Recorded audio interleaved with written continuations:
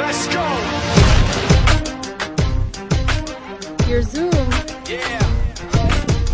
For those of you that want to know what we're all about, it's like this, yo. This is 10% luck, 20% skill, 15% concentrated power of will, 5% pleasure, 50% pain, and 100% reason to remember the name.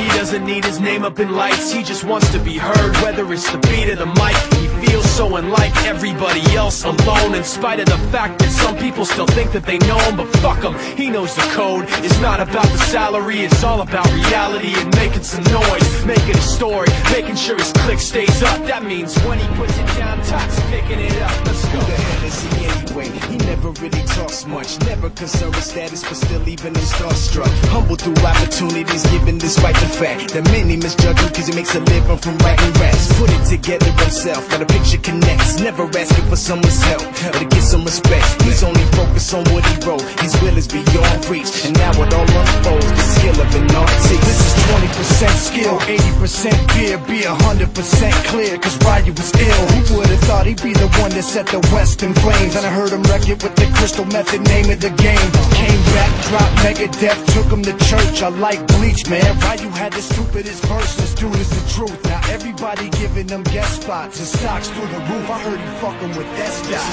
10% luck, 20% skill, 15% concentrated power of will, 5% pleasure, 50% pain, and 100% reason to remember the name. They call him Ryu, he's sick and he's spitting fire and Mike. Got him out the dryer, he's hot. Found him in Fort Minor with top, but a fucking nihilist porcupine. He's a prick, he's a cock, the type women wanna be within. Rappers hope he gets shot. 8 years in the making, patiently waiting to blow. Now the record with your notice taking over the globe. He's got a partner in crime, this shit is equally dope. You won't believe the kind of shit that comes out of this kid's throat.